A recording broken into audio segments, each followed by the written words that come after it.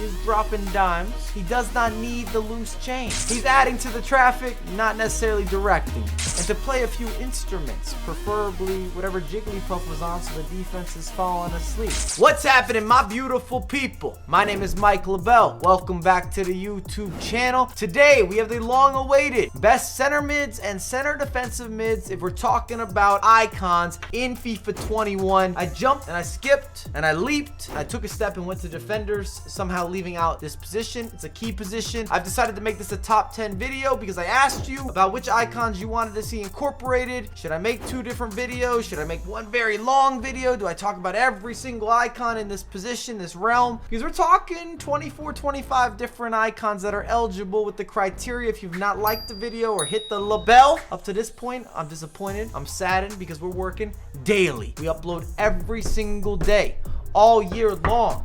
We deliver the goods because the people deserve something special. And we also bring high energy because we're not on that low energy activity.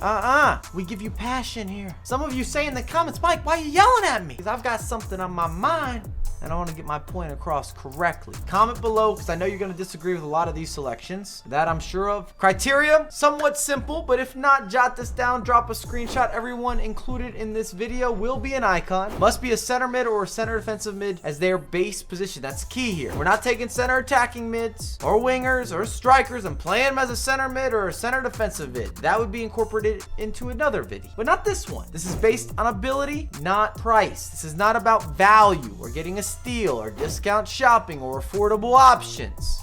Just about who's going to give you the best output on the virtual pitch. And only one iteration will be included. We're going with the best version of these icons. We're not looking at the baby, the mid, and the prime and slotting each and every one of those into the equation. We're going to take the best available. It's going to be inserted into the top 10. That was a lot of information. Like the video, no center attacking mids. In this video, it's on a separate run-up, release, promo, piece of the cake, or the piece of the pie. I am slightly hungry and I do like dessert. Welcome to the channel.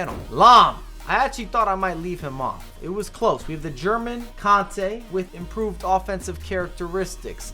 Lahm is, of course, new to FIFA 21. He's kind of unusual or unique. He's not my typical player of choice, especially not for a holding mid, not even really for a fullback, because he doesn't have some of those physical attributes that you really want to gravitate towards. He's also not an offensive technician, even though he's better than Conte offensively. If you're comparing him amongst a lot of different icons, he comes in average, maybe slightly above average, but he does have some key statistics that I've noticed in game that have added a lot of additional value. Hear me out. 92 balance. That means his turning on point, side to side, back and forth. To go with that 95 composure, which I believe allows him to finish a little bit better. Improves those moments in front of the goal, the 1v1s. 89 stamina means he's not getting tired. All your center mids have to have close to a 90 stamina or up. And then the reactions being at a 94 maybe plays into that balance factor. But when you're going for tackles, you can swing, miss, go again. Or the ball bounces around. This guy is quick moving, which at 5'7", frankly, he needs to be. Petit, the opposite of Lahm, clunk master. And he's dropped or had a stock drop in general throughout some of his previous FIFAs. It's not Petit's fault. And it's not that he's no longer meta friendly, but the games require more balance with being able to go forward and attack. This is as if you're using a center back as a center defensive mid. In fact, you could definitely play this version of Petit as a center back. Not that you need to, because we have so much variety for that position. Maybe the deepest position thus far. His passing, premium. Shot taking capability, decent. He is dropping dimes. He does not need the loose chain. But I feel as if I have a liability issue in the midfield on the offensive end. When it comes to opening up lanes of space, he's adding to the traffic, not necessarily directing it. We're not speeding through yellow or green lights or red lights. We're not speeding through any lights or stop signs. His body type is correct for traditional holding mids. I just think the game has transitioned a little bit against that type of role-based player where we used to have the gladiators. It's become more of a game around balance. And if you can get a couple guys in your central midfield that have quality balance, you notice the difference and you reap the reward. Xavi, Spanish surprise. I believe that's suppressive. If I did not say that correct, that's fine. We have the comment section, any of you fluent Spanish speakers. But I've been pleasantly surprised with Xavi. I'll throw a vamos into the video. Xavi's been very gifted with a lot of his dribbling. Almost Mahrez-esque with his natural, organic ability to beat defenders. And especially if you're good with some of the L1 or the R1 dribbling, even his bridge dribble has been impressive. I've had a lot of trouble going up against Xavi. Obviously, his long passing, short passing, anywhere you want to put the ball, it's possible. He's in the highest tier that there is in FIFA. If you're looking at guys that can deliver at any day, at any given moment, does not matter in his positioning. He does have the 4-star skills. So this is a surprise because he's not naturally built into the meta. It's not someone I gravitate towards, but even his body type seems a little bit bigger build than I was used to with Xavi. Ballack, the return of Ballack. True leadership quality in the midfield. Some of you are going to love this selection and respect me for it, and there's other people right now that have started their comments saying, I disagree. How do you have him in your top 10? I don't like this guy. He doesn't fit for me. And Ballack's an interesting player. He has hot and cold statistics, and it kind of depends on personal preference and how the game plays. All his stats look great until you look at agility and balance, maybe curve. And that's why I say some of you will completely disagree with this selection and say he feels clunky to you.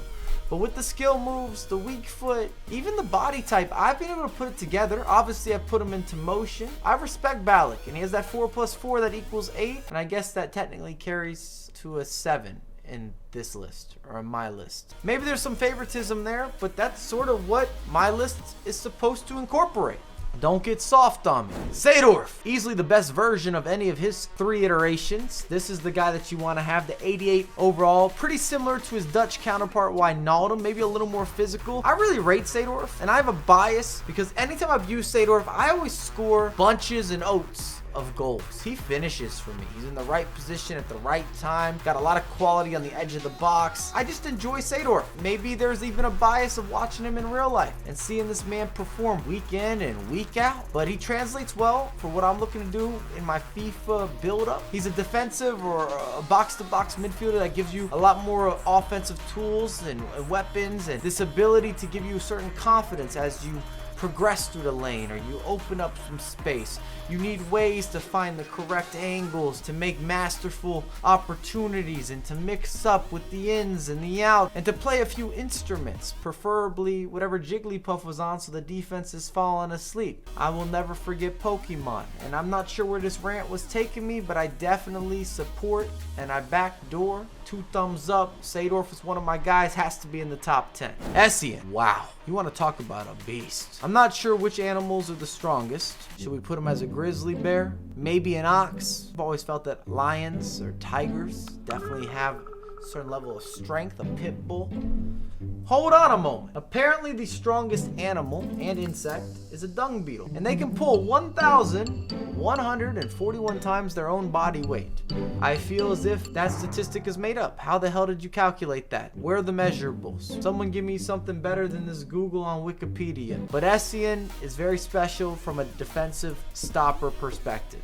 Maybe the best in the game, right there at the top tier. I wish his offense gave you a little more creativity, but if you are looking to be a nuisance, almost reminds me of the basketball players where you make a signing in the NBA. There's those defensive specialists you bring in to guard the opposition's best player. You're gonna mark him. You're gonna disrupt. You're gonna annoy. You're gonna cause conflict. You're gonna commit some fouls. That's what Essien does, and I hate going up against him. Lothar, and I give Lothar a slight edge on Essien. This is very close, and I'm not mad if you compare and contrast, if you flip-flop, if one goes above the other. I prefer Essien defensively, but I prefer Lothar offensively, and I think it gives you a little more balance between the two. I wish his dribbling was slightly better. That is the one downfall.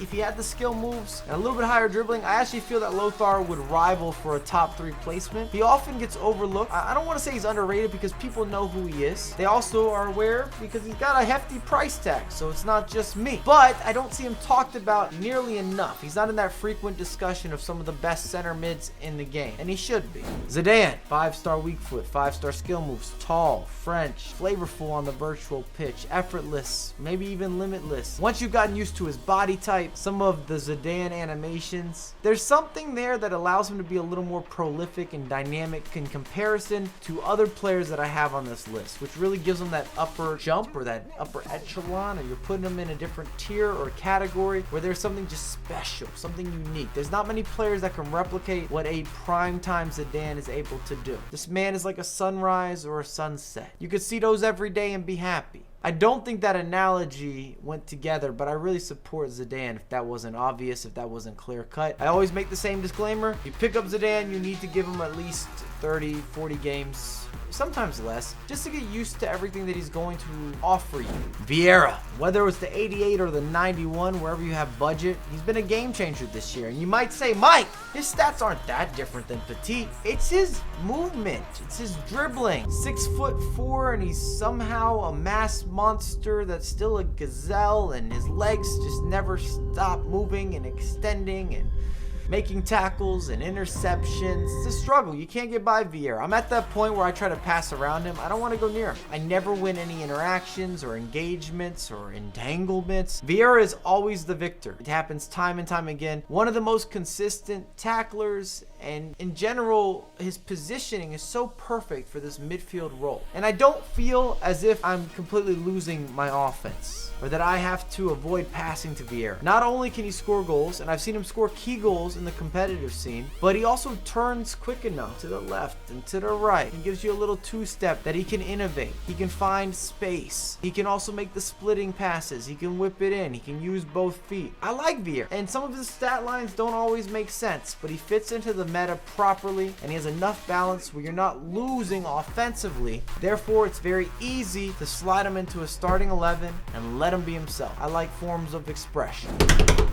Topping the charts, was there ever any doubt? Ruud Gullit gang, 4-star skills, 5-star weak foot, pretty much everything you could ask for. Long hair, and you do care, similar to Vieira. If I'm going up against a Ruud Gullit, which has become much more common at this point in FIFA 21, passing around him. I don't want to see him. It's not a good matchup, ever. And we see him used less frequently in the competitive scene than in some of the previous iterations where he was the sure choice, because there are squad rules, which means there are limitations, there are restrictions. You have to have a bit of a trade. You can't just pick and choose between every single player in the game. You gotta have a little more squad building strategy when you're putting together your squad. And transparently, there are more players that are competitive to Gullit this year. Whether we're looking at some of the deep dives into promos and upgrades, that's not always been the case in previous installments. So I don't feel as if Ruud Gullit has shifted, or that he doesn't fit into the game in the same manner where he's so dominant. I just believe that we've had more options that are similar or reputable or competitive. And I'm not even going to say they're equal, but they're in the same ballpark. They're in the same realm, and that allows for preference to come into play. And then you're going to, of course, take into price points. 5 million coins, what can you get? Most of the time, you're going to get 2 of the best midfielders in the game, as opposed to maybe having Ruud Gullit, who could be superior to each of them individually, but as a partnership, are you getting a better exchange? Still number 1. That's not going to change. I still believe, and I guess I support, or I respect, the Ruud Gullit gang. Thanks again for watching. If you enjoyed it, drop a like on the video. I know this went out of order a little bit compared to when I was releasing some of the icon videos. I just had jumped into defenders. I got excited. I look forward to the comments. I know many of you will agree, many of you will disagree, and that's kind of what it's all about, having that open line of discussion. But I have a lot more content coming out ASAP.